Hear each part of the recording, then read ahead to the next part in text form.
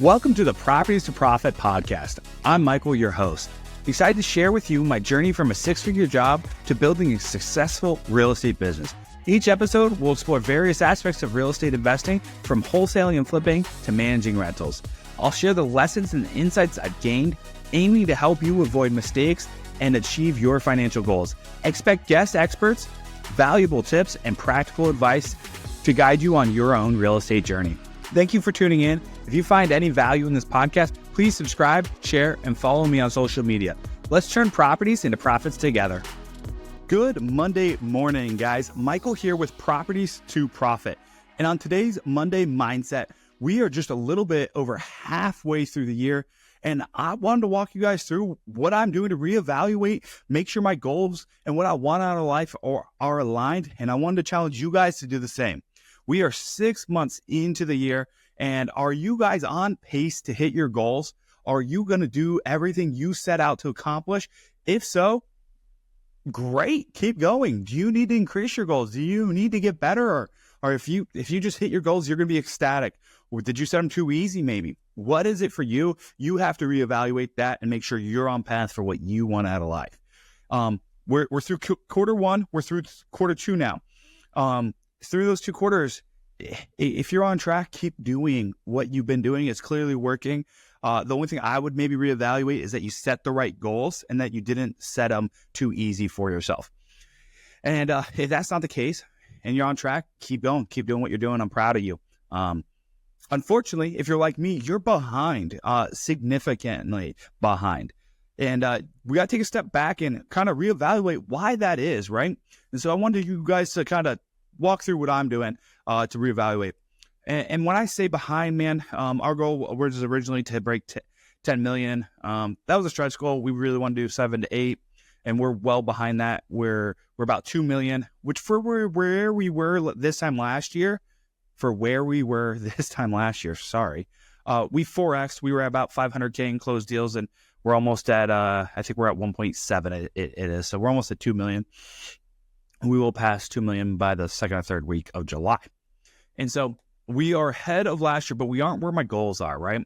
And so we really need to break down and see why that is. So for me, something I've done the last couple of weeks, I knew I wasn't on track to hit my goals. I really dove into my goals, the 8-figure wholesaling business and fix and flip business. Why did I want that? Is it actually still what I wanted? And it's a resounding yes. It took me probably 2 or 3 therapy sessions to break that down, why it was important, and what my bigger goals are, because I don't care about a $10 million company. We are going to hit 10 million at this point next year, and then we're going to surpass that and go to 100 million as quick as possible. And so I really sat down, why did I want my goals? For me, it's about building people up, providing people opportunities, helping our communities that we work in, and we are adding a key purpose indicator, and we're going to start to sell houses at a discount fixed up to families in need and get them affordable housing. So I knew my why is there, and I need to go hit it. So it's like, hey, what can we do to make sure that I'm hitting those? So I broke down to make sure that my goals were still what I wanted in life, and that they were important to me to keep doing the work. And then once I've decided that, you got to figure out what's the next step. What are you not doing? What habits do you need to create to raise your standards? For me, I go to the gym every day, but I'm not attacking the gym on a daily basis. I think I attack the gym better than 90% of the world, but that's not good enough for what I want out of life. So I'm going to go attack the gym. I'm going to cut out sweets completely. I've cut out ice cream. I've cut out Reese's. I've cut out most of my big kryptonite, Oreo, but I haven't cut sweets out completely, which then gives me other issues and stuff like that. So I'm done with sweets completely going into third quarter. I work out every day, but I'm going to attack the gym. It's going to be a full out assault on my body for 45 minutes to an hour to make sure I'm doing better. I also need to create habits around leadership, right? I just turned 32 in June, and 31's behind me. My first 31 years of life, I wouldn't say I was a great leader. Now, the next 31 years, I'm going to be a great leader and help out as many people as I can. And I'm going to do what I need to do to be that leader. What that means is training my team even when I don't want to, showing up even when I don't want to, not allowing my emotions with my court cases around my daughter to control how I work. Those days are gone. They are behind me. Those were the 31-year-old Mike. Mike is now 32. He's shedding new skin. He will not be in the same place, right? Another thing is attacking the day. I don't live this way, but a lot of people say, hey, if it's meant to be, it'll work out. I'm just going to do the work, blah, blah, blah. But no, you got to attack the day. You got to go head on and live like this is your only option.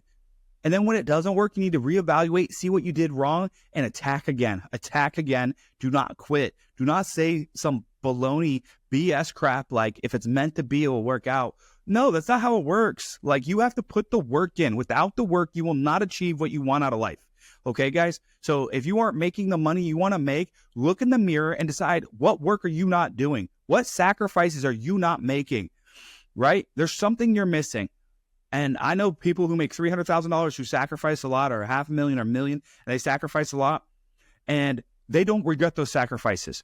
But I also know people who are broke making $50,000 a year, and they still can't afford Christmas for their kids. They can't afford the extracurricular activities with their kids, and they still hate their life.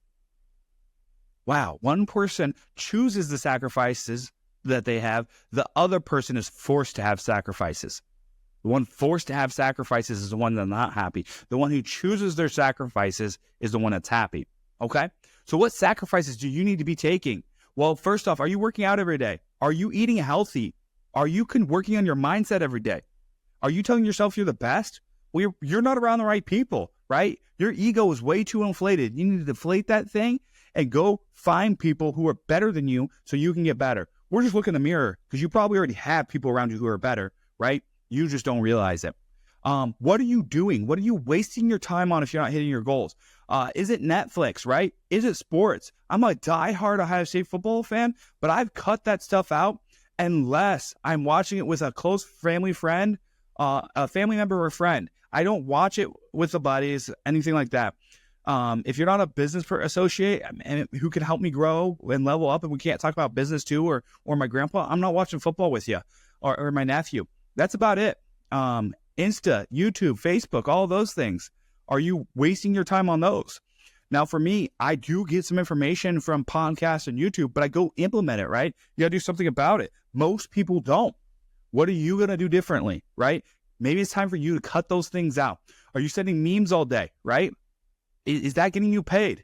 You got to ask yourself, what's more important, my goals or making sure I'm happy and fulfilled?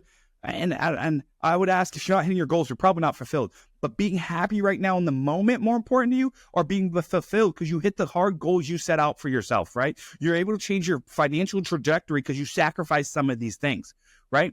I've never met anyone who is on Facebook every day who has all their financial goals in line. I haven't. Parties. Are you going to every birthday party you invited to? Or are you just go to a select few, the closest people, the people who make the most money in your life, the people who have the life that you want? And are they showing up to your birthday parties if you're going to them? Because how good of friends are you if they don't show up to your party? How good of friends are they if when you need something, they're not there? How good of friends are you when they know you're doing something that you shouldn't be, that doesn't align with your goals, and they don't point that out? I don't know about you. I don't want to be around those people. And you need to look in the mirror and decide if you want to be around those people. I know it's tough. I know this is going to hurt some feelings and step on some people's toes.